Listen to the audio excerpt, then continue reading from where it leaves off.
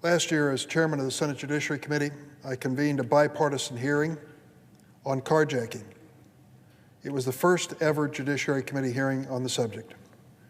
We heard from experts in law enforcement and the automobile industry.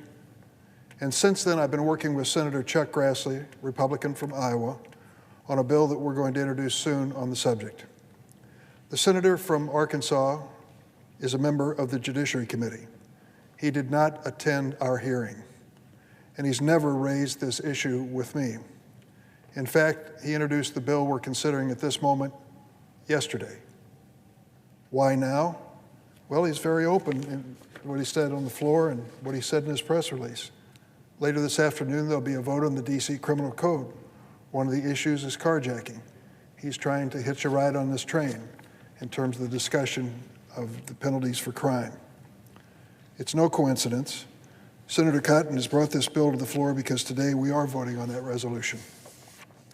The opponents of the resolution have focused on the bill's new sentence for carjacking, reducing the penalty from 40 years to 24, and ignored the fact that the resolution increases sentences for a host of other violent offenses and goes after crime guns, the source of gun crimes in many cities, including Washington and those I represent.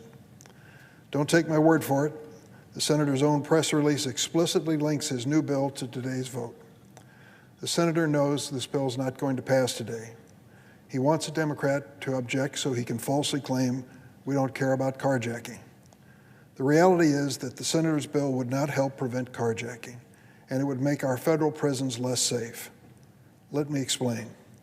The senator from Arkansas's bill is called No Early Release for Carjackers Act. Catchy title, but it fails to recognize one basic fact. Carjackers cannot get early release from federal system. Like every other federal sentence that's measured in years, carjacking sentences have a full-term release date and a good conduct release date.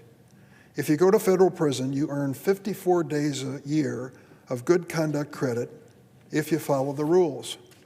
If you break the rules, they take away your good conduct time. That has been the standard in the Sentencing Reform Act of 1984, which abolished federal parole. Every federal judge knows about good conduct time when they impose a sentence. Earning good conduct time isn't getting released early, it's getting released when you're really expected to, so long as you behave and follow the rules. I've made it a point of visiting prisons regularly as a member of Congress and a member of the United States Senate. I commend it to all of my colleagues. We spend a lot of time talking about criminal sentencing and criminals themselves, and very little time actually visiting prisons to see what life is like behind bars. It's an educational experience. And I can tell you one thing you'll come to realize right off the bat. It is a dangerous place. The men and women who are corrections officers in the federal system literally risk their lives every single day to keep those incarcerated who've been sentenced by the courts. They ask us for very little, enough people to do the job right, safety in the workplace, and those few incentives that make it possible for them to have a decent day at work and go home alive at the end of the day. One of those things is good conduct. If they can incentivize prisoners not to beat up other prisoners or the corrections officers themselves with the promise of good conduct reductions in their sentences, that's a very important thing to do. We want these men and women, these law enforcement professionals, to have respect and to also have the law on their side. There are no federal offenses that disqualify you from good conduct time, not a single one, and for good reason. Good conduct time is an incentive to follow the rules in prison. That's what we want people who've broken the law to do while they're in prison. Learn to follow the rules. The threat of losing good conduct time is also a deterrent against breaking the rules. That helps prevent violence in prison, protects correction officers, and it protects the other incarcerated people. Good conduct time is a critical tool for federal prison officials to maintain order. That's why we don't disqualify anyone from good conduct time based on their offense of conviction. This bill would be the very first time in history. We've never done it before, and we shouldn't start now. This is not the first time that the senator has opposed efforts to rehabilitate prisoners. The reason he's trying to dismantle good conduct credit is because carjackers are already excluded from an important rehab program created by the First Step Act. He comes to the floor regularly to criticize the First Step Act, which he didn't support, and it's his right not to. He fails to mention two things. It was a bipartisan measure introduced by the primary sponsor at the time of Senator Grassley and myself and Senator Lee. It was signed into law by President Donald Trump. Soft on crime? This bill passed by an overwhelming vote of 87 to 12 in the Senate. Signed into law by President Trump. Unlike most Republican senators, Senator Cotton opposed the First Step Act. The First Step Act established earned time credits that allow prisoners to earn time off their sentences in exchange for completing programs that help reduce the likelihood they'll commit a new crime after they're released. The bill included a compromise that excluded from the program individuals who had committed any of dozens of offenses. Carjacking was one of those offenses. So the criticism he's making of the First Step Act doesn't apply to the argument he made on the floor. No matter how many recidivism-reducing programs a carjacker completes, no matter how many classes he takes or how many skills he learns, he cannot earn a day off his sentence under the First Step Act. Exactly the opposite of what the senator from Arkansas just said. That compromise wasn't enough for the junior senator from Arkansas. He offered an amendment to the First Step Act that would have excluded tens of thousands of low-level offenders from earned time credits. And I stood here on the Senate floor to oppose that amendment because I knew then, and I know now, the purpose of a recidivism reduction program is to reduce recidivism.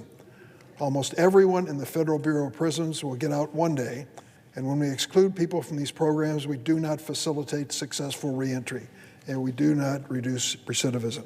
Now let's talk about what we can do to reduce carjacking. I've been working for months on a bill with Senator Grassley, Republican from Iowa, as chairman of the Judiciary Committee.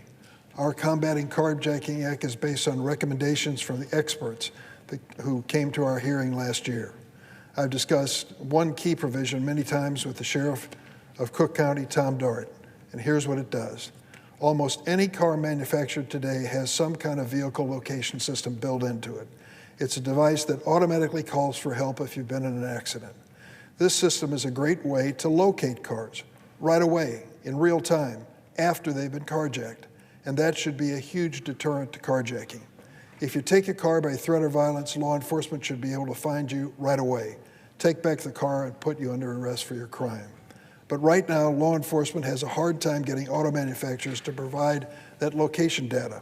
Even when the victim, the vehicle owner, is standing there saying, "Please help the police find the person who just stole my car." Why? Some manufacturers are better than others about this, but they tell us they're worried about violating the Federal Driver Privacy Act, and they're worried about liability.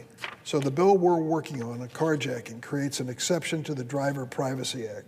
It says, if a car manufacturer gets a reasonable, good faith request from law enforcement for vehicle location data after a carjacking, they can provide that location data without liability. Because we want to make carjacking a crime that never pays off, and it won't if carjacked vehicles can be immediately tracked and recovered, that's why we're pursuing this. As I said before, I agree with Senator Cotton, carjacking is a serious problem that needs local and federal solutions. I invite him to join me and Senator Grassley in our bipartisan effort. I don't agree that wiping out good conduct credit for federal prisoners is the way to do it. Madam President, I object. The objection is heard. Well, Madam President, I'm disappointed that our bipartisan bonhomie this week about carjacking only lasted as long as overturning Washington, D.C.'s law. We should address how we can stop more carjacking. I don't think we should blame cars for carjacking the way some would blame guns for gun violence. The simplest way to stop carjacking is to lock carjackers away in prison for a long time and not to let them out early. And the senator from Illinois, I have to say, is right. I was the most implacable foe of the First Step Act, and I remain so. Guilty as charged. I'll walk free, like most violent criminals in Washington, D.C., who plead guilty as well, to continue my advocacy against that law, which has led to hundreds and hundreds of its beneficiaries committing violent crimes. It was a mistake in 2018 when we passed it. 87 senators committed a mistake, including most Republicans. President Trump made a mistake in supporting the First Step. Step Act. That law is dangerous to public safety. I yield the floor. The senator from Maryland. Thank you,